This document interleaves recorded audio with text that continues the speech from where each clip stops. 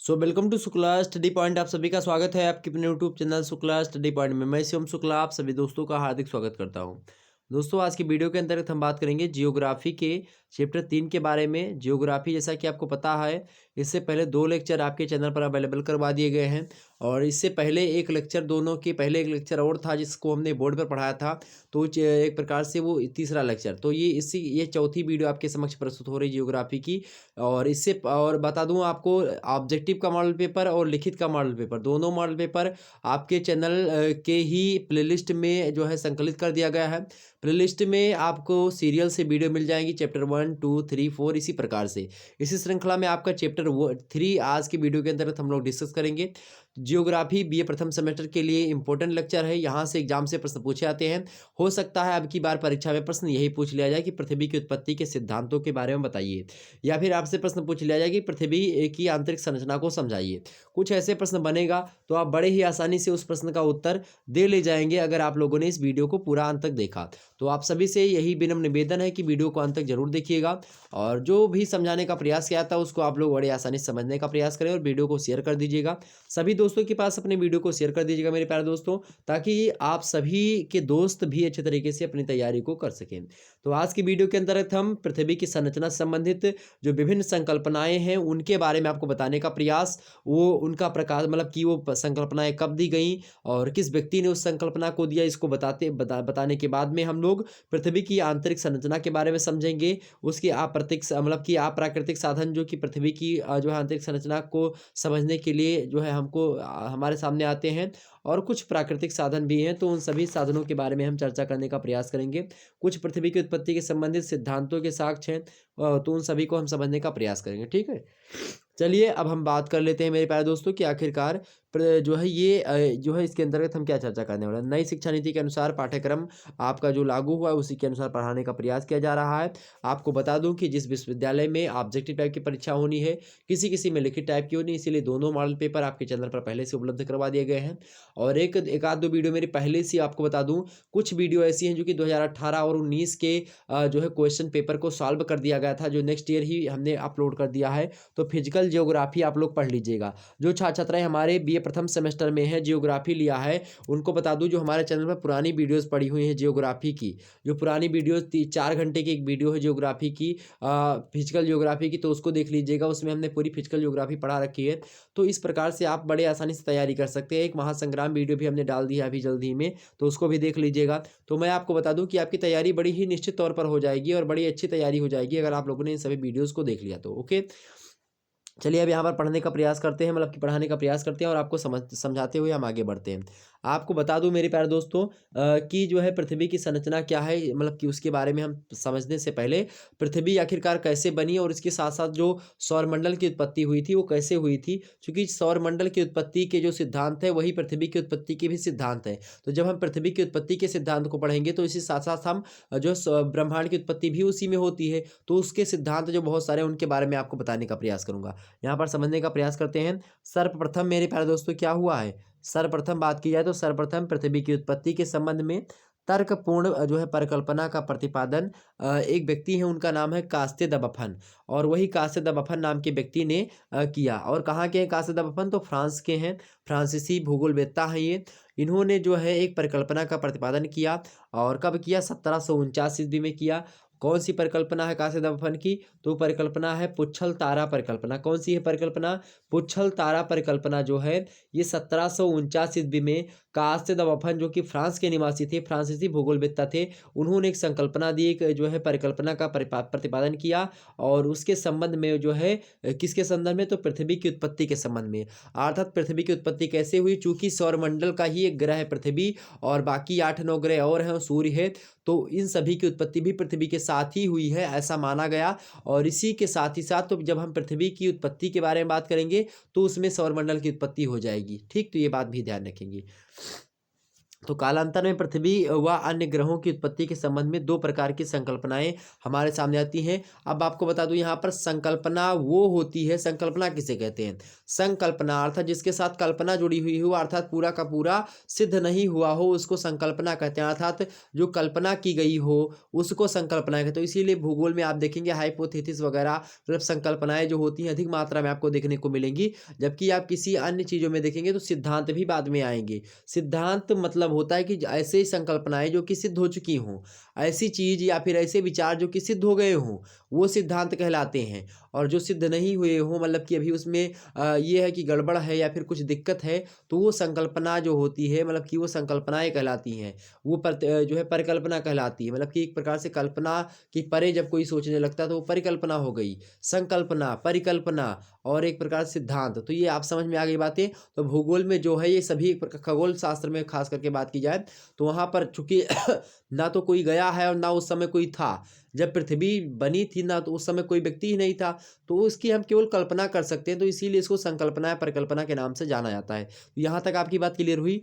तो अब जो है पृथ्वी की उत्पत्ति संबंधित या फिर जो अन्य ग्रह हैं, जैसे कि अरुण, मंगल, हमने कल ही आपके इसीलिए सारे के सारे ग्रहों के बारे में बता दिया। शनि के बारे में, अरुण के बारे में, वरुण के बारे में, यम के बारे में, इन सभी के बारे में मैंने आपको समझा दिया था। बुध जो है शुक्र के बारे में, मंगल, शनि, बृहस्पति सभी के बारे में आपको बता दिया था। ठीक है, तो इस सूर्य के बारे में भी आपको बता दिया था, चंद्रमा वगैरह के बारे में, सभी जो उपग्रह किसके कौन से हैं इनके बारे में समझा दिया था आपको।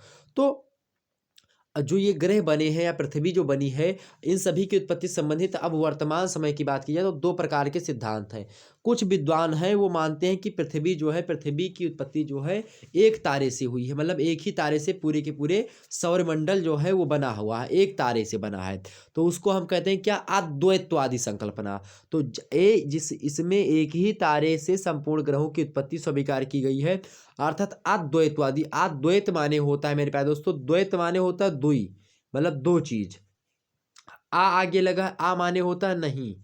आ माने क्या होता है? नहीं। तो जब भी कभी किसी शब्द के आगे आ लगा मिले उसका मतलब क्या होता है? नकारात्मक मतलब वो देता है, नकारात्मक शब्द देता है, नहीं। तो अर्थात कहने का मतलब है कि दो तारा नहीं है उसमें, मतलब एक तारे से ही उत्पत्ति जिसमें मानी गई है। अर्थात सौर मंडल की उत्पत्ति के सिद्धांत में कुछ ऐसे सिद्धांत हैं जो बताते हैं कि केवल एक ही तारे से, एक ही जो है पिंड से सारे के सारे सौरमंडल की उत्पत्ति हुई है। तो वो सिद्धांत कौन कौन से हैं और उनको हम किस नाम से जानते हैं? तो उसको हम अद्वैतवादी संकल्पना परिकल्पना के कहते हैं।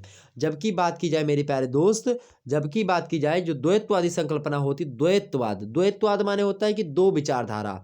द्वैतवाद माने होता है, वाद माने होता है विचारधारा। वादी माने होता है जो है विचार, जो विचारधारा है वो किसने दिया है या फिर जो विचारधारा का प्रतिपादक है उसको वादी कहते हैं। लेकिन यहाँ पर वादी का संग जो है तात्पर्य यहाँ पर ये है कि द्वैतवादी संकल्पना जो कि एक प्रकार से उसके अंतर्गत आती है, संकल्पनाओं को यहाँ पर वादी कहा गया। तो द्वैतवादी संकल्पना कुछ है, कुछ अद्वैतवादी है। अद्वैतवाद मतलब होता है कि एक ही जिसमें हो। अद्वैतवादी संकल्पना, आप अद्वैतवाद दर्शन एक चलता है, खास करके बात की जाए तो उसमें एक ही ईश्वर को बल दिया था कि अद्वैतवाद मतलब होता है कि एक ईश्वर एक ही है। अद्वैत माने होता है कि ईश्वर दो है। इसी प्रकार से विशिष्टाद्वैतवाद, कई प्रकार के वाद होते हैं तो वो दर्शन में बात की जाती है। लेकिन यहाँ पर द्वैतवादी का कहने का मतलब ये है कि यहाँ पर दो तारों से सूर्य की उत्पत्ति, मतलब दो पिंडों से सूर्य की उत्पत्ति बताई गई है। कुछ ऐसे जो है सिद्धांत बताए जाएंगे कि दो तारे थे, एक बड़ा तारा था, यहाँ पर एक छोटा सा तारा या फिर छोटा सा पिंड यहाँ से गुजरा रहा। अब इसकी जो गुरुत्वाकर्षण शक्ति थी इस तारे को खींच रही थी। खींचने के बाद में क्या हुआ, ये भी एक प्रकार से अपनी दिशा में जाता गया और इस प्रकार से इसने ये बड़ा वाला पिंड जो था वो खींचता गया। तो इसके खिंचाव से कुछ पिंड यहाँ से टूटते हुए ऐसे आगे बढ़ते चले गए, तो सौरमंडल की उत्पत्ति होती चली गई। कुछ विद्वान ऐसे मानते हैं, कुछ सिद्धांत ये कहते हैं अद्वैतवादी में कि दो तारे, एक बड़ा तारा था और एक छोटा तारा था। वो क्या था कि दोनों का एक प्रकार से क्या लगा, खिंचाव बल लगा। मतलब दोनों का एक प्रकार से क्या लगा भाई, खिंचाव बल लगा इधर की दिशा में। थोड़ा गलत हो गया क्या, ये देखिए, इस दिशा में थोड़ा सा बल लगा, ये इस प्रकार से प्रतिकर्षण हुआ। तो क्या हुआ कि यहाँ के कुछ 2 3 4 पिंड टूटे और कुछ यहाँ के टूटे। तो जो जो है ये बड़े वाले के यहाँ से टूटे तो वो आंतरिक ग्रह, और जो बाहर वाले से टूटे वो बाहरी ग्रह कहलाए। तो इस प्रकार से यहाँ पर जो है दो तारों वाले सिद्धांत कुछ इस प्रकार से हैं। एक तारे वाले में जैसे कि कुछ सिद्धांत ऐसे हैं जो कहेंगे कि क्या कहेंगे मेरे प्यारे दोस्तों, जैसे एक प्रकार से एक बड़ा तारा था, उसमें क्या होता गया, उसके जो छोटे छोटे पिंड से बना होता है, जो पिंड था वो तारा था। अब उसमें क्या हुआ, आपस में क्या हुआ, संकुचनात्मक बल जो है, मतलब एक ही पिंड दूसरे तरफ खिंचाव के बल के कारण से क्या होता गया, उसका घनत्व तो बहुत ज़्यादा बढ़ता गया। और जब घनत्व उसका बहुत ज़्यादा बढ़ गया और एक समय ऐसा आया कि वो फट गया, फटने के बाद में क्या हो गया, वो फटने के बाद में मेरे प्यारे दोस्तों ब्रह्मांड की उत्पत्ति हो गई। कुछ ऐसे मानते कि इसमें क्या हुआ कि जब संकुचनात्मक बल लगा, इसमें संकुचनात्मक बल कहने का मतलब कि खिंचाव बल, कि एक पिंड दूसरे पिंड को उसके अंदर के ही इलेक्ट्रॉन प्रोटॉन एक दूसरे को खींचने लगे, प्रतिकर्षण करने लगे। उसके बाद में क्या हुआ, इसी में गोल गोल चक्र वायव्य राशि परिकल्पना जिसको कहते हैं, गोल गोल एक प्रकार से वो घूमने लगते हैं सारे के सारे पिंड उसी में। और जब गोल गोल घूमने लगते हैं मेरे प्यारे दोस्तों, यही गोल गोल चक्कर लगाता लगाता क्या हो जाता है, एक प्रकार से गोल गोल चक्कर लगाते रहते हैं। और वही में क्या होता है, कुछ तो उसी में उल्कापिंड बन गए, कुछ छोटे छोटे ग्रह बन गए, कुछ क्षुद्र ग्रह बन गए, और इसी प्रकार से उसमें कुछ बड़े बड़े ग्रह बने और एक सूर्य बन गया जो बीच का था। तो एक प्रकार से ये कुछ विद्वान बताते हैं। तो अलग अलग प्रकार से सिद्धांत जो है लोगों ने बताए। अब उन सिद्धांतों को हम एक ही तरीके से समझने का प्रयास करते हैं। हालांकि यहाँ पर हर एक सिद्धांत के बारे में आपको बताने का प्रयास बिल्कुल भी नहीं किया जाएगा। एक आध प्रश्न इंपॉर्टेंट है तो उसको मैं बता दूंगा आगे चल करके, जो अगली वीडियो होगी उसमें मैं समझा दूंगा आपको। हालांकि अगली जो वीडियो होगी आपकी वो भूवैज्ञानिक समय सारणी को लेकर के होगी, जो कल की वीडियो के अंतर्गत हम डिस्कस करेंगे। जियोलॉजिकल टाइम स्केल जो है मोस्ट इंपॉर्टेंट है, यहाँ से एक प्रश्न पूछा आता है तो उसको मैं कल आपको समझाऊंगा। और उसके बाद में मैं ऑटो स्मिड के द्वारा जो है दी गई है, जो कि रूसी भूगोल नक्षत्रवेत्ता है ऑटो स्मिड, इनके द्वारा एक थ्योरी दी गई है जो है गैसों का जो घनीभूत एक प्रकार से जो इन्होंने वायव्य राशि परिकल्पना दी है, उसके बारे में हम समझने का प्रयास करेंगे। तो आप लोग परेशान मत होइएगा, ठीक है। ऑटो स्मिड ने महोदय ने जो दिया है उस सिद्धांत के बारे में हम चर्चा करेंगे। एग्जाम से में ऑटो स्मिड वाले से एग्जाम से प्रश्न पूछा गया है। अंतर तारक धूल परिकल्पना है, 1943 ईस्वी में दी गई है, रूसी वैज्ञानिक है वो। और ये परिकल्पना जो सबसे नई है, आधुनिक है, इसीलिए इसके बारे में हम चर्चा करेंगे, ठीक है। तो यहाँ पर हो गया। तो अद्वैतवादी मतलब समझ में आ गई आपकी बात, कि अद्वैतवादी मतलब कि एक तारे से सूर्य, मतलब कि सूर्य और उनके ग्रहों की उत्पत्ति हुई है, और द्वैतवादी मतलब कि द्वि तारे से हुई है, ठीक। तो यहाँ पर एक तारा, यहाँ पर द्वि तारा, ठीक। आप समझ में आ गई बातें, आगे समझते हैं। यहाँ पर आगे हम कुछ जो है यहाँ पर देखेंगे। ज्ञातव्य है मतलब हमको पता है कि अद्वैतवादी संकल्पना को पैतृक संकल्पना के नाम से भी जाना जाता है। तो अद्वैतवादी जो संकल्पना अर्थात जिसमें एक तारा वाला है सिस्टम, वो पैतृक संकल्पना के नाम से हम लोग जानते हैं उसको, क्योंकि इसके अनुसार संपूर्ण ग्रहों की उत्पत्ति एक ही पिता से, मतलब कि एक ही पिता तारे से, मतलब एक पिता है, मतलब एक तारा है, उसी मतलब उसको पिता मान लिया गया, क्योंकि उससे उत्पत्ति हुई इसलिए उसको पिता मान लिया गया। तो उसी से हुई है, इसलिए योगदान है। इस मान्यता वाली जो प्रमुख संकल्पनाएं हैं और उनके प्रतिपादक अधोलिखित हैं, यथा माने होता है इस प्रकार से। अब यहाँ पर हमने उसको जो है यहाँ पर कैटेगराइज करने का प्रयास किया है। यहाँ पर हम समझने का प्रयास करते हैं मेरे भाई कि आखिरकार कौन कौन से जो है सिद्धांत हैं जो कि जो है एक तारे के से हैं, और कौन कौन से हैं जो कि द्वैतारक हैं। द्वैतारक कहने का मतलब ये है कि दो तारे से, एक तारक कहेंगे तो एक तारक हो गया, अद्वैतवादी कहो, एक तारक कहो, या फिर पैतृक संकल्पना कहो। तो ये चीज़ें होती, तीन चार चीज़ें। अब यहाँ पर ऑब्जेक्टिव वालों आपसे बहुत ज़्यादा एग्जाम से प्रश्न बनेगा। क्या बनेगा, यहाँ से बहुत ज़्यादा प्रश्न यहाँ पर बनेगा कि पुच्छलताला परिकल्पना किसके द्वारा प्रतिपादित की गई, तो कासिद-वफन के द्वारा की गई। कब की गई, 1749 में की गई। तो ऐसे प्रश्न एग्जाम से बनेंगे, तो इसीलिए मैं यहाँ पर बताते हुए तो चलूँगा, लेकिन आप लोग यहाँ पर हर एक जो है लाइन जो है अपने आप में एक प्रश्न है, ये बात ध्यान रखेंगे। हर एक प्रश्न जो है, हर एक लाइन जो है अपने आप में क्या है, एक प्रश्न है। यहाँ पर देखने का प्रयास करें। पहला है क्या, पहला क्या है मेरे प्यारे दोस्तों, पुच्छल तारा परिकल्पना। क्या है, पुच्छल तारा परिकल्पना। ये परिकल्पना एक जो है तारक है, मतलब कि अद्वैतवाद में आती है। कास्तेदवफन ने इस सिद्धांत को दिया है। कब दिया था, 1749 ईस्वी में दिया था। ओके। अगली जो है एक प्रकार से परिकल्पना है वायव्य राशि परिकल्पना। वायव्य राशि परिकल्पना किसने दी है, इमैनुअल कांट ने दी है। इमैनुअल कांट ने दी है, कब दी थी, 1755 ईस्वी में। उसके बाद में आता है 1796 का समय, उसमें एक परिकल्पना आती है निहारिका परिकल्पना। निहारिका परिकल्पना जो है वो किसकी है, लाप्लास महोदय की है। लाप्लास महोदय ने इसको दिया तो था 1796 में, लेकिन बाद में इसमें क्या कर दिया, रास नाम के व्यक्ति ने क्या किया था, इस संकल्पना में किसमें, निहारिका परिकल्पना में संशोधन भी किया था। तो आपसे एग्जाम से प्रश्न पूछेगा कि किस सिद्धांत में जो है रास ने बाद में संशोधन किया था, किस सिद्धांत को, तो निहारिका परिकल्पना को किया था। निहारिका परिकल्पना किसकी है, तो लाप्लास की है। कब प्रकाशन में आई, मतलब कि कब बताया गया, तो कब थियरी आई थी, ये तो 1796 में आई थी। ठीक, इसी प्रकार से कई प्रश्न एग्जाम से बन सकते हैं। तो ठीक, आप लोग परेशान मत होइएगा, आगे देखते हैं। अगला प्रश्न आपके सामने है यहीं पर। अगला प्रश्न है निहारिका परिकल्पना, ये तो हो गई ना। अगला है उल्का पिंड परिकल्पना, उल्का पिंडों से हुई उत्पत्ति। तो उल्का पिंड परिकल्पना जो है किसने दी थी, लाकियर महोदय ने दिया है।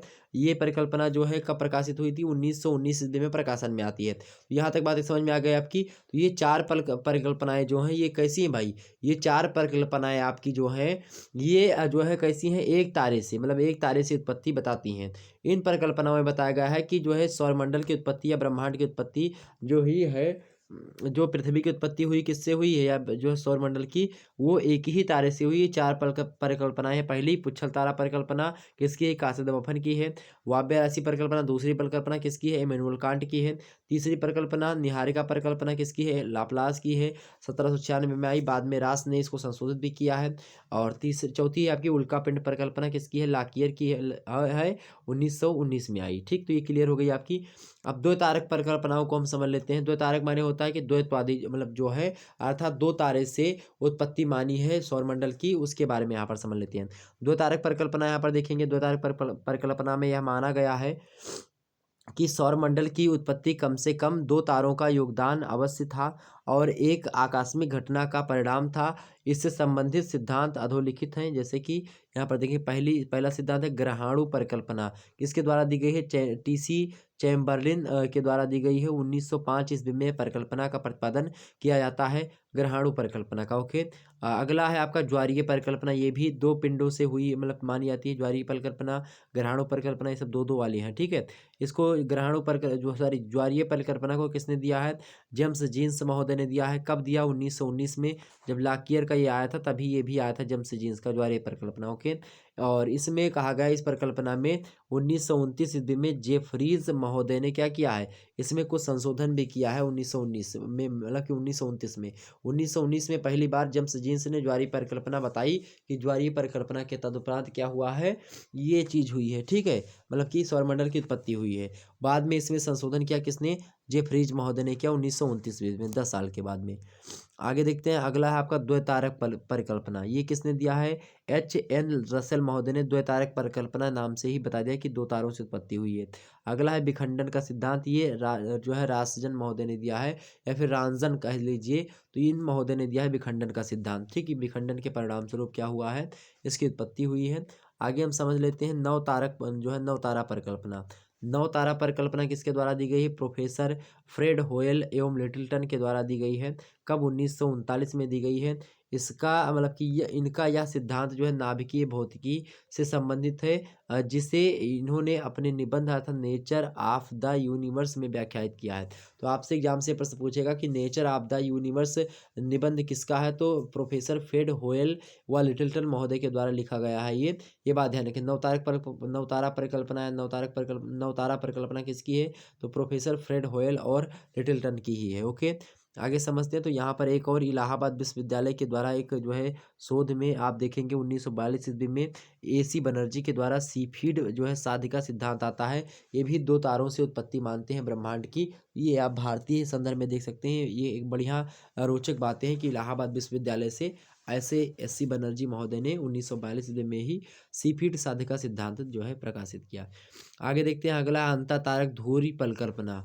अंतरतारक धुरी परिकल्पना जो है ये ज़्यादा फेमस है, किसकी है, ऑटो स्मिड की है, 1943 ईस्वी में आई। रूसी वैज्ञानिक हैं ये। अंतरतारक मतलब कि भूगोलवेत्ता है, खगोल शास्त्री हैं। कौन, खगोल शास्त्रवेत्ता है। अंतरतारक धुरी परिकल्पना का सिद्धांत देने वाले ऑटो स्मिड महोदय। ओके, अब इसके बारे में हम ऑटो स्मिड की जो अंतरतारक धुरी परिकल्पना है इसके बारे में हम विस्तार से समझेंगे। जो है परसों की वीडियो में शायद आपकी जो है वही समझेंगे हम। ठीक, तो आप सोचिएगा, जो है उसको देखने के लिए वेट करिएगा। अगला प्रश्न है जो है अगला प्रश्न क्या है, और अब आपको बता दूं मेरे भाई कि अभी रात के आपकी 8 बजे से क्लास होगी हिंदी साहित्य की, और रात 9 बजे से आपकी पॉलिटिकल साइंस की क्लास लगेगी। ओके, तो आप सभी लोग जो है वो आप लोग क्लास अटेंड करेंगे। आधुनिक सिद्धांत कुछ हैं जो कि ब्रह्मांड के मतलब कि सौरमंडल की उत्पत्ति को लेकर के बताए गए हैं, ब्रह्मांड की उत्पत्ति को लेकर के बताए गए हैं। क्योंकि ये सारे के सारे सिद्धांत जो है ब्रह्मांड की उत्पत्ति और जो है सौरमंडल की उत्पत्ति को लेकर के ही गए थे। और जिस सौरमंडल और ब्रह्मांड सौरमंडल में मतलब ब्रह्मांड में सौरमंडल आता है, सौरमंडल में आपका जो है पृथ्वी आती है। ठीक, तो पृथ्वी की उत्पत्ति चाहे हो चाहे ब्रह्म सौरमंडल की उत्पत्ति हो, तो ये सारे के सारे सिद्धांत लिखेंगे आप। ठीक, आधुनिक सिद्धांत में देखेंगे जो है अंत मतलब अंतोगत्वा वैज्ञानिकों ने पृथ्वी व अन्य ग्रहों की ही नहीं अपितु क्या कर लिया, पूरे ब्रह्मांड की उत्पत्ति संबंधी समस्याओं को समझने का प्रयास किया। वर्तमान समय में ब्रह्मांड की उत्पत्ति संबंधी सर्वमान्य सिद्धांत जो है कौन सा, बिग बैंग थियरी है। बिग बैंग थियरी जो है इससे विस्तारित ब्रह्मांड परिकल्पना भी कहा जाता है। विस्तारित ब्रह्मांड मतलब कि बिग बैंग थियरी में बताया गया कि जो है अभी भी जो है क्या हो रहा है, विस्तार हो रहा है ब्रह्मांड का लगातार। और ये परिकल्पना कैसी कि एक पिंड था, इसमें एक पिंड बताया गया है आधुनिक सिद्धांत में कि एक पिंड था, वो क्या था, बहुत ज़्यादा क्या था, सघन था, बहुत ज़्यादा घना था। घना कहने का मतलब है कि बहुत ज़्यादा जो है क्या था, जो है सघन था। सघन कहने का मतलब यहाँ पर ये कि इसका घनत्व जो था इस पिंड का बहुत ज़्यादा था, बहुत बड़ा सा पिंड था और इसमें बहुत ज़्यादा क्या था, घनत्व था।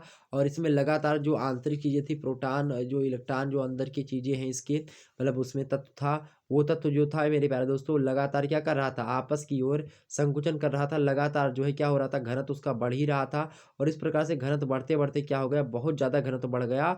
और एक समय ऐसा आया कि ये गोले में क्या होता है, इसी गोले में मेरे प्यारे दोस्तों क्या होता है, विखंडित हो जाता है, गोला फट जाता है। और फटने के बाद में ये क्या होता है, इधर इसी प्रकार से क्या होता है, अलग अलग स्थानों पर जो गोला होता है मेरे प्यारे दोस्तों, जो गोला होता है ये इसके जो है कण जो होते हैं अलग अलग स्थानों पर इस प्रकार से विघटित हो जाते हैं।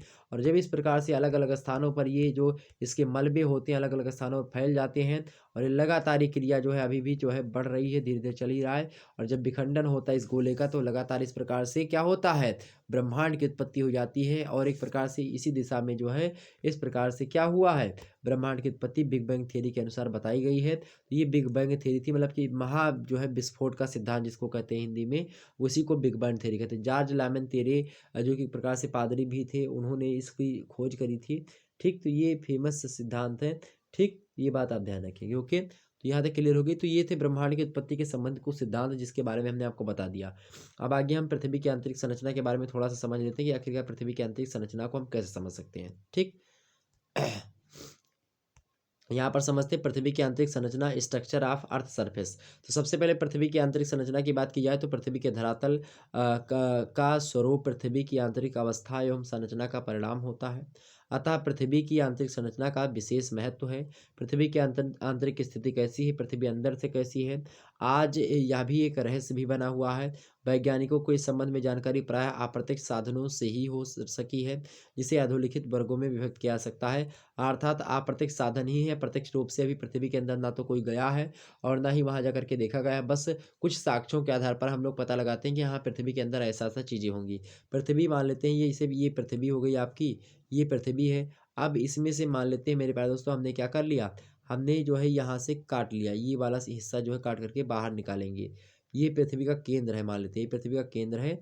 अब यहीं तक क्या है, इसको हम काट करके जब बाहर निकालते हैं तो इसमें क्या है, पृथ्वी के इस पूरे के पूरे भाग में मतलब पृथ्वी के अंदर जो है क्या पाया जाता है, इतने भाग में जो पृथ्वी का, चूंकि हम पृथ्वी के ऊपर ही भाग पर रह रहे हैं, यहाँ पर हम रह रहे हैं पृथ्वी के भूपटल पर रह रहे हैं। ठीक, लेकिन इसके अंदर जो है पृथ्वी के जमीनिया में जब आप खोदेंगे ना तो उसके अंदरवा आपको क्या मिलेगा, तो उसके अंदर के चीज़ों के बारे में जानकारी कर लेना या फिर उसके अंदर के चीज़ों के बारे में हम समझना ही क्या कहलाता है, पृथ्वी की आंतरिक संरचना कहलाती है। तो अगर उसके अंदर के बारे में पृथ्वी के जो है जब आप खोदेंगे, एक रूस का कोला क्षेत्र है वहाँ पर जो है खुदाई जो है वैज्ञानिकों ने प्रारंभ करवाई, 12 किलोमीटर अंदर तक खोदे। उसके बाद में मशीन वशीन पुर्जे जो थे वो गलना प्रारंभ हो गए, लोहे के बड़े बड़े मशीनें जो है मतलब कि जो पुर्जे थे वो अंदर जो है गल गए थे 12 किलोमीटर खुदाई करने के बाद ही। अब आप सोचिए पृथ्वी के व्यास के मतलब कि कितनी गहरी पृथ्वी है, बहुत ज़्यादा गहरी है और उसमें अगर जो है इस प्रकार से चीज़ें होती तो आप सोच लीजिए कि क्या दिक्कत हो सकती है। तो इस प्रकार से पता नहीं लगाया जा सका। तो अब इसको लेकर के कुछ प्राकृतिक साधन है पृथ्वी की आंतरिक संरचना को समझने के लिए, कुछ अप्राकृतिक साधन है और मेरे प्यारे दोस्तों कुछ जो है कैसे साधन है पृथ्वी की उत्पत्ति संबंधी जो सिद्धांत दिए गए हैं उस सिद्धांतों के आधार पर हम पृथ्वी की आंतरिक संरचना के बारे में पता लगा सकते हैं। तो पहला साधन है अप्राकृतिक साधन। इन अप्राकृतिक साधन के बारे में हम समझ लेते हैं, ठीक है। अप्राकृतिक साधन कौन कौन से, जैसे कि आपका हो गया घनत्व हो गया, दाब हो गया और ताप हो गया। दाब ताप घनत्व इसके कारण से मतलब इसके आधार पर हम लोग पृथ्वी की अंदर की जो चीज़ें हैं उसके बारे में पता लगा सकते हैं। पहला कहे घनत्व के हिसाब से कैसे, पृथ्वी का औसत घनत्व कितना है 5.5 ग्राम प्रति घन सेंटीमीटर है। इसके बाह्य परत का जो घनत्व है वो 3 जो है ग्राम प्रति घन सेंटीमीटर है। मध्य परत का घनत्व कितना है 5 जो है प्रति घन सेंटीमीटर है। और अंतरतम जो घनत्व है इसका पृथ्वी का 11 से लेकर के 13.5 ग्राम प्रति घन सेंटीमीटर इसका घनत्व है। मतलब घनत्व माने होता है घना, डेंसिटी जिसको अंग्रेजी में कहते हैं, अर्थात पृथ्विया जो है कितना घनी है। अब रुई जो होता है बहुत ज़्यादा सोखता होती है, मतलब सोखता कहने का मतलब ये है कि फुल होती है। फुल कहने का मतलब ये है कि उसमें बिखराव ज़्यादा होता है, उसमें सांस ज़्यादा होती है। लेकिन लोहा जो होता है वहीं पर उसको ठोस होता है, ढेर ज़्यादा मतलब कि बहुत ज़्यादा ठोस होता है। और ठोस जितने ज़्यादा जो वस्तु होगी उतने ज़्यादा उसका घनत्व ज़्यादा होगा। कहने का मतलब ये है कि पानी का घनत्व क्या है कम है, इसीलिए उस पर आप तैर नहीं पाते। लेकिन अभी मधु या फिर जो है तारकोल की नदी बहा दी जाए तो उसमें आप लोग तैर लेंगे, कोई दिक्कत नहीं, उसमें आप डूबेंगे नहीं, क्योंकि क्या है तारकोल का या फिर मधु का घनत्व ज़्यादा है। ठीक है, आप देख ही लीजिएगा। पानी में देखेंगे आप डूब जाएंगे, लेकिन अभी आप वही पानी को बहुत ज़्यादा क्या कर लीजिए, उसका घनत्व बढ़ा दीजिए तो पानी में आप जो है क्या कर पाएंगे, मतलब जो है सॉरी पानी में आप डूबेंगे नहीं। जैसे कि वायु का घनत्व क्या है कम है, पानी का घनत्व ज़्यादा है, उसके पानी से ज़्यादा भी आप मधु का घनत्व और ज़्यादा है, तारकोल का घनत्व और ज़्यादा है, लोहे का घनत्व और ज़्यादा है। इसी प्रकार से घनत्व के मामले में अलग अलग चीज़ों का जो घनत्व है वो अलग अलग तरीके से है। तो घनत्व माने कि कोई वस्तु कितनी ज़्यादा घनी है उसी को उसका घनत्व कहते हैं। ठीक, इतनी बात समझ में आई। तो पृथ्वी कितना ज़्यादा घनत्व है उसके आधार पर हम लोग पता लगा लेते हैं कि हाँ पृथ्वी के अंदर क्या है। तो पृथ्वी का जो अंदर वाला सबसे अंदर वाला भाग है वो बहुत ज़्यादा घना है। कितना ज़्यादा घना भाई, बहुत ज़्यादा घना है जो पृथ्वी का अंदर वाला भाग है। 11 से लेकर के 13 ग्राम प्रति घन सेंटीमीटर घना है वो। ठीक, बहुत ज़्यादा घना है। और जब आप पृथ्वी के जो बीच वाला भाग है वहाँ पर आएंगे तो आप जो है 5 जो है ग्राम प्रति घन सेंटीमीटर घना है। मतलब आप देखेंगे पृथ्वी के जो अंतरतम भाग है, पृथ्वी का जो ये वाला भाग है मेरे प्यारे दोस्तों, मान लेते हैं पृथ्वी का जो ये वाला भाग है अंदर वाला, ये भाग मेरे प्यारे दोस्तों 11.13 मतलब 11 से 13 ग्राम प्रति घन सेंटीमीटर जो है ये घना हुआ है। मतलब ये वाला जो पूरा का पूरा भाग है, उसके ऊपर का जो भाग है ये 5 वाला मतलब कि 5 जो है ग्राम प्रति घन सेंटीमीटर घना है। और जो मध्य परत वहाँ पर ऊपर सॉरी यहाँ पर जो ऊपर वाली मतलब बाह्य परत जो है यहाँ पर आप देखेंगे तो ये बाह्य परत जो है मेरे प्यारे दोस्तों, मतलब ये बाह्य ऊपर वाली जो परत है पूरी पृथ्वी की, ये कितनी घनी है, ये 3 जो है ग्राम प्रति घन सेंटीमीटर घनी है। और पूरे की पूरी औसत जो है अगर औसत देखा जाए मतलब इसको भी जोड़ लें, इसको भी जोड़ लें और इसको भी जोड़ लें, इनको जोड़ने के बाद में फिर 3 से भाग दे देंगे तो ये इसका औसत निकलेगा। तो आपका क्या निकलेगा, कुल मिलाकर के पृथ्वी का घनत्व कितना है तो 5.5 के मतलब 5.5 ग्राम प्रति घन सेंटीमीटर आप अनुमान लगा सकते हैं इसका घनत्व है।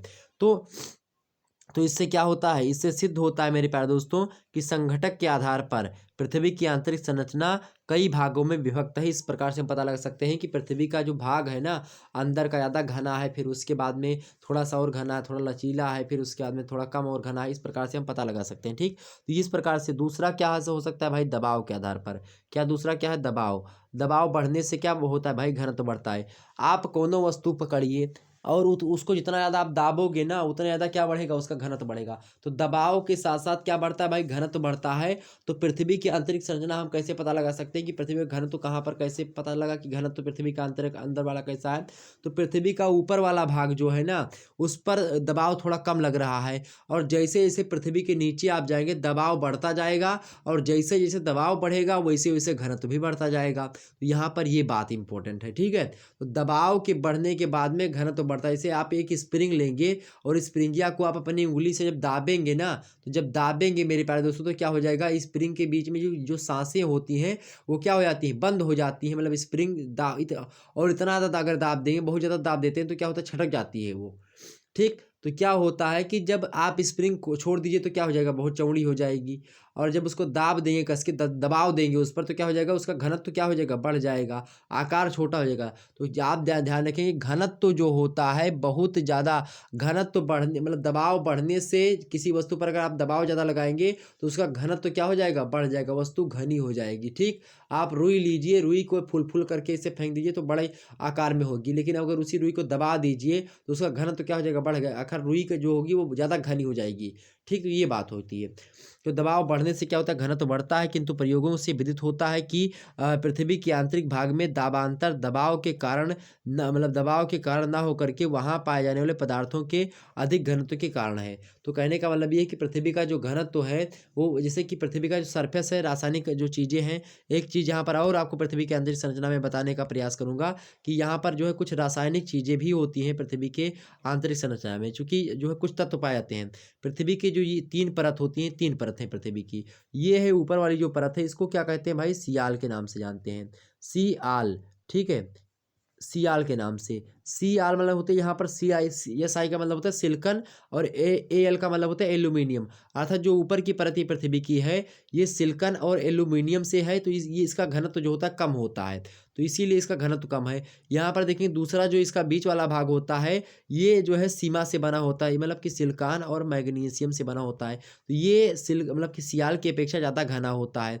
ठीक, और उसके बाद में क्या होता है, जो ये है वाला, ये आपका निफे से बना होता है। निफे माने होता है निकिल से, और जो है फेरस ऑक्साइड मतलब फेरस से बना होता है, अर्थात लोहे का बना होता है, फेरस माने लोहा होता है, तो निकिल और फेरस से बना होता है, इसीलिए जो है इसका घनत्व जो होता है ये ज़्यादा होता है, इसका घनत्व जो होता है ये ज़्यादा होता है मेरे प्यारे दोस्तों। तो कहने का मतलब ये है कि ये रासायनिक पदार्थ मतलब कि रासायनिक संरचना भी आप यहाँ पर इसे बना करके समझ सकते हैं कि हाँ, सियाल ऊपर लिखेंगे, सीमा लिखेंगे, फिर निफे लिखेंगे। ठीक है, रासायनिक आधार पर पृथ्वी की आंतरिक संरचना का एक प्रकार से बांटेंगे, या आप लिखेंगे रासायनिक आधार पर पृथ्वी की आंतरिक संरचना, उसमें सियाल, सीमा, निफे आप डाल लीजिएगा। ओके, तो इस प्रकार से एक होती है पृथ्वी की आंतरिक संरचना। उसके बाद में थोड़ा सा और समझते हैं, तो दबाव हो गया आपका। अब आगे और थोड़ा सा हम देख लेते हैं तापमान के आधार पर कैसे हम पृथ्वी के आंतरिक संरचना के बारे में जानकारी प्राप्त कर सकते हैं कि यहाँ पृथ्वी के अंदर हवा है का आखिरकार। ठीक, समझते हैं भैया, समझते हैं इसको कि आखिरकार हम कैसे जान सकते हैं। यहाँ पर तापमान सामान्य रूप से 8 किलोमीटर तक की पृथ्वी की गहराई में प्रवेश करने पर जो होता है प्रति 32 मीटर पर 1 डिग्री सेंटीग्रेड तापमान में वृद्धि होती है। अगर आप पृथ्वी की खुदाई करें तो अगर आप 32 मीटर जो है जाएंगे, 32 मीटर अगर आप खोदेंगे पृथ्वी को, तो 1 डिग्री सेल्सियस तापमान में बढ़ोतरी होगी। अर्थात मान लेते हैं पृथ्वी है और आप लोगों ने यहाँ से खुदाई करना प्रारंभ करी और 32 मीटर आप लोगों ने खोद लिया। अब यहाँ पर जो है सरफेस पे जो है क्या था, 100 डिग्री सेल्सियस तापमान था। अब यहाँ पर जब 32 मीटर आप खोदेंगे उसके बाद में 101 डिग्री का सेल्सियस तापमान हो जाएगा, मतलब 1 डिग्री बढ़ जाएगा। उसके बाद में फिर से अगर जो है यहाँ से खोदेंगे और ज़्यादा, और 32 जो है मीटर खोदेंगे, उसके बाद में 102 डिग्री सेल्सियस तापमान हो जाएगा। इस प्रकार से जब आप अंदर की ओर पृथ्वी की ओर खोदते हुए जाएंगे तो इसी प्रकार से बढ़ता हुआ तापमान जाएगा, लेकिन जो है कुछ ही आधार पर जाएगा, कुछ ही देर तक होगा। परंतु इसके बाद तापमान में क्या होता है, तापमान में गहराई के साथ वृद्धि दर कम हो जाती है। प्रथम 100 किलोमीटर मतलब कि पहले पृथ्वी की जब 100 किलोमीटर की खुदाई आप करेंगे तो उसकी गहराई तक प्रत्येक किलोमीटर पर 12 डिग्री सेल्सियस की वृद्धि होती है। 1 किलोमीटर पर 12 डिग्री सेल्सियस तापमान बढ़ता है। अगर आप 100 किलोमीटर पहले खोदेंगे तो आपको 12 किलोमीटर मतलब कि 100 किलोमीटर की गहराई जब आप खोद लेंगे तो क्या हो जाएगा, क्या हो जाएगा मेरे प्यारे दोस्तों, उसकी गहराई तक आपको 12 डिग्री सेल्सियस की वृद्धि होगी प्रत्येक किलोमीटर पर। मतलब 1 किलोमीटर अगर आप खुदाई करेंगे पृथ्वी की तो 12 डिग्री सेल्सियस तापमान में क्या होगी, बढ़ोतरी जो है दिखे जाएगी। लेकिन उसके बाद में जब 1000 किलोमीटर के बाद में 3000 मतलब 300 किलोमीटर की गहराई में अगर आप खुदाई करेंगे, उसके बाद में क्या होगा, प्रत्येक किलोमीटर पर 2 डिग्री सेल्सियस तापमान में क्या हो जाएगी, वृद्धि होगी। उसके पश्चात प्रत्येक किलोमीटर की गहराई में 300 किलोमीटर मतलब 400 किलोमीटर जब अंदर पृथ्वी में खोद ले जाएंगे, उसके बाद की गहराई में जब आप खोदेंगे 1 किलोमीटर तो आपको 1 डिग्री सेल्सियस की वृद्धि ही होगी। इससे हमको क्या पता चलता है मेरे प्यारे दोस्तों, क्या पता चलता है, ज्ञातव्य है कि पृथ्वी के आंतरिक भाग से ऊष्मा का प्रवाह बाहर की ओर तापीय संवहन तरंगों के रूप में होता है। इन तरंगों का जनन मुख्य रूप से रेडियो सक्रिय पदार्थों का गुरुत्व बल के तापीय ऊर्जा में परिवर्तन के कारण होता है। तो ये बात आप यहाँ पर समझ सकते हो। ओके, इतनी चीज़ क्लियर हो गई। कुछ ऐसे चीज़ें हैं जैसे कि अब यहाँ पर पृथ्वी की उत्पत्ति के दाब, ताप और आपने क्या समझ लिया? क्या समझ लिया मेरे प्यारे दोस्तों? आप लोगों ने क्या समझ लिया? दबाव समझा, जो है तापमान समझा और उसके बाद में आपने घनत्व समझा। आप पृथ्वी की उत्पत्ति से संबंधित जो है सिद्धांतों के मतलब कि जो पृथ्वी की उत्पत्ति से संबंधित जो सिद्धांत दिए गए हैं, उसके आधार पर भी हम समझ लेते हैं। जैसे कि पृथ्वी की उत्पत्ति से संबंधित जो सिद्धांत दिए गए हैं, उनमें बात की जाए खास करके टीसी चैम्बरलिन का जो सिद्धांत है, ग्रहाणु जो है संकल्पना जो है, उसके अनुसार पृथ्वी का निर्माण जो है ठोस ग्रहाणु के एकत्रीकरण से हुआ है। उसके कारण स्वरूप अंतरतम जो भाग है पृथ्वी का वो ठोस होना चाहिए। तो इससे हम पता लगा सकते हैं। जेम्स जीन्स का ज्वारीय संकल्पना है, उसके अनुसार बात की जाए तो पृथ्वी की उत्पत्ति जो है सूर्य के द्वारा निश्चित ज्वारीय पदार्थ के ठोस होने से हुई है। इसके परिणाम स्वरूप पृथ्वी का जो अंतरतम द्रव्य अवस्था में होना है, मतलब कि वो है लाप्लास का जो निहारिका सिद्धांत है, उसके आधार पर पृथ्वी का आंतरिक भाग कैसा है भाई? गैसीय अवस्था में है। लाप्लास का जो एक प्रकार से सिद्धांत है, उसके अनुसार क्या है? पृथ्वी का अंतरतम भाग क्या है? गैसीय अवस्था में है।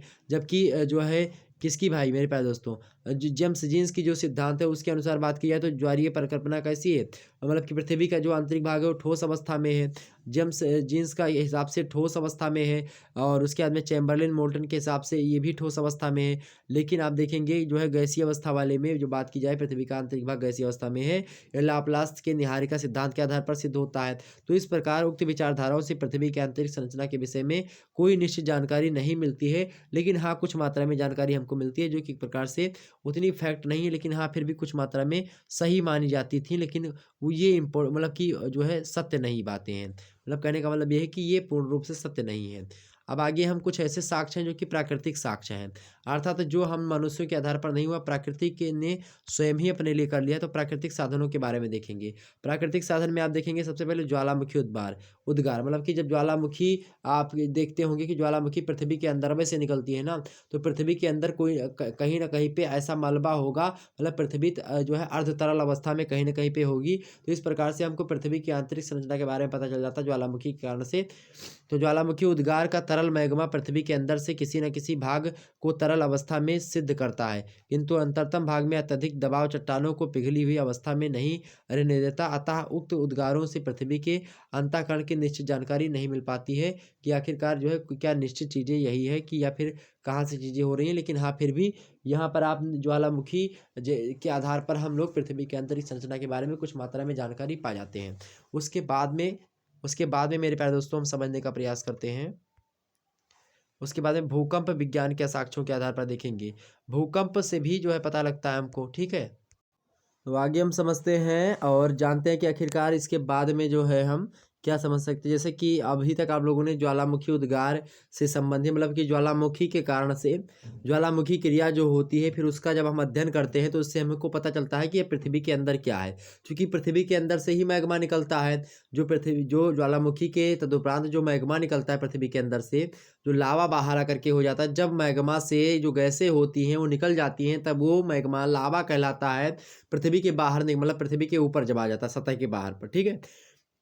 तो इससे ये पता चलता है कि पृथ्वी के आंतरिक भाग में या फिर पृथ्वी के अंदर जो है तरल अवस्था में भी कुछ चट्टानें, मतलब जो गली अवस्था में पाई जाती है, ठीक। ओके, उसके बाद में हम आगे समझते हैं भूकंप के आधार पर कैसे। भूकंप विज्ञान के साक्ष्यों के आधार पर भूकंप विज्ञान ही ऐसा प्रत्यक्ष साधन है जिससे पृथ्वी के आंतरिक भाग की बनावट का स्पष्ट अनुमान जो है लगा पाना संभव हो सका है। इस विज्ञान से भूकंपीय लहरों का सिस्मोग्राफ यंत्र के द्वारा अंकन करके अध्ययन किया जाता है। तो सबसे ज़्यादा जो एक प्रकार से प्रत्यक्ष साधन है पृथ्वी की आंतरिक संरचना को समझने का भौतिक तरीके से, वो कौन सा है? वो भूकंप विज्ञान के आधार पर है। भूकंप से क्या होता है? जो भूकंपीय तरंगे होती हैं, उन्हीं तरंगों के आधार पर हम पृथ्वी की आंतरिक संरचना के बारे में पता लगाते हैं। कहाँ पर जो है ठोस है, कहाँ पर गैसें हैं, कहाँ पर क्या क्या चीज़ें हैं, पृथ्वी के अंदर में क्या चीज़ें हैं, उसको हम जो है भूकंप विज्ञान के साक्ष्यों के आधार पर, जो भूकंप की तीव्रता होती है, जो सिस्मोग्राफ होता है, उस यंत्र के माध्यम से हम पृथ्वी के जो भूकंपीय लहरें होती हैं उनके माध्यम से हम पी तरंगे जो ये एस तरंगे, ये सब जो तरंगे होती हैं उन तरंगों के माध्यम से हम लोग पता लगाते हैं कहाँ पर जो है ठोस है पृथ्वी अंदर और कहाँ पर तरल है, कहाँ पर अर्ध तरल है, कहाँ पर गैसीय अवस्था में है। इस प्रकार से हम पता लगा लेते हैं। ठीक है, तो ये पृथ्वी की आंतरिक संरचना समझने के लिए कुछ चीज़ें थी हमने आपको समझा दी। तो आज की वीडियो के अंतर्गत हमने क्या क्या समझा मेरे प्यारे दोस्तों, हमने जो है पृथ्वी की आंतरिक संरचना को समझा विस्तार से। उसके बाद में हमने जो है द्वैतवादी संकल्पना जो कि पृथ्वी की उत्पत्ति से संबंधित थी, इन सभी को समझ लिया। तो आज का चैप्टर बड़ा ही इंपॉर्टेंट था, मोस्ट इंपॉर्टेंट था, इससे एग्जाम से प्रश्न पूछा आता है। अब जो नेक्स्ट वीडियो होगा कल का, उसके अंतर्गत हम क्या समझेंगे, भूवैज्ञानिक समय सारणी के बारे में समझेंगे। कल जो है शाम 7 बजे से जियोलॉजिकल टाइम स्केल समझेंगे, जिसमें हम महाकल्प, अकल्प और पूर्वार्ध कल्प यानी उत्तरार्ध कल्प, इपोज के बारे में जानेंगे। उसके बाद में फिर युग। तो जो महाकल्प होता है वो सबसे बड़ा होता है आई जो है इयोन, इयोन को मतलब हिंदी में महाकल्प कहा जाता है। उससे छोटा होता है कल्प, ठीक है, जिसको ईरा कहते हैं। उससे छोटा होता है आपका इपोच, अर्थात जो उत्तरार्ध कल्प कहते हैं, जिसको आप पूर्वार्ध कल्प कहते हैं, जिसको इपोच अंग्रेजी में कहते हैं। और उसके बाद में जो उससे छोटा होता है वो होता है युग अर्थात पीरियड। तो इसके बारे में सभी के बारे में हम समझने का प्रयास करेंगे कि जो है क्राइप्टोजोइक महाकल्प में कितने जो है ईरा है, मतलब कि कितने कल्प हैं। ठीक है, सभी को हम समझने का प्रयास करेंगे, तो परेशान मत होइएगा बिल्कुल भी आप लोग। तो उसके बारे में हम समझेंगे नेक्स्ट वीक, तो कल की वीडियो में, कल शाम 7 बजे से आपकी जो क्लास होगी उसमें हम भूवैज्ञानिक समय सारणी के बारे में समझेंगे, जो कि मोस्ट इंपॉर्टेंट है। वहां से परीक्षा में प्रश्न लगातार बनता है। अभी जो है आपकी रात के 9 बजे से क्लास होनी है हिंदी साहित्य की। आप लोग सॉरी, रात के 8 बजे से अभी क्लास होगी आपकी हिंदी साहित्य की। इस क्लास को आप लोग अटेंड करें, मोस्ट इंपॉर्टेंट है। निराला, सूर्यकांत त्रिपाठी निराला जी द्वारा रचित जो वह तोड़ती पत्थर नाम की कविता है, इसकी व्याख्या इस वीडियो में हम देखने का प्रयास करेंगे। उसके बाद में अभी रात के 9 बजे से पॉलिटिकल साइंस की क्लास लगेगी, जिसमें हम उग्रवाद मतलब कि जो जो है, हमने इससे पहले वाली वीडियो में नरम दल के बारे में समझ लिया था, गरम दल के बारे में हम समझने का वाले हैं। उग्रवाद के बारे में, मतलब उग्रवादी जो राष्ट्रवाद विचारधारा है उसके बारे में हम समझेंगे इस वीडियो के अंतर्गत। तो ये अभी आपके रात के 9 बजे से प्रारंभ होगी कक्षा। ओके, तो सभी वीडियो को लाइक कर दीजिएगा, शेयर कर दीजिएगा। ये वीडियो लगी हुई होंगी ऑलरेडी, तो इसको सब्सक्राइब और लाइक कर दीजिएगा। ओके, मिलते हैं फिर नेक्स्ट वीडियो में, तब तक के लिए जय हिंद जय भारत। आप सभी का बहुत बहुत धन्यवाद हमारे साथ जुड़ने के लिए। इसी प्रकार से अपना प्यार दुलार बनाए रखें। धन्यवाद।